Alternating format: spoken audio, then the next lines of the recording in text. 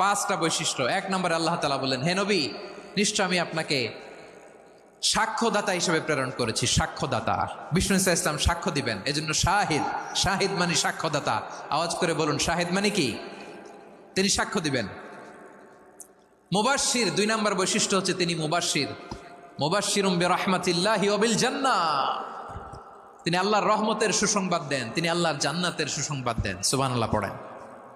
3 নম্বর বৈশিষ্ট্য হচ্ছে নাযীর, তিনি সতর্ককারী, ওয়ার্নার, তিনি সাবধান করতে এসেছেন, রিমাইন্ডার দিতে এসেছেন যে আল্লাহর পথে যদি না চলো, শিরকি কাজ যদি না থামাও, তাহলে এমন আযাব আসবে আল্লাহর পাকড়াও থেকে তুমি বাঁচতে পারবে না।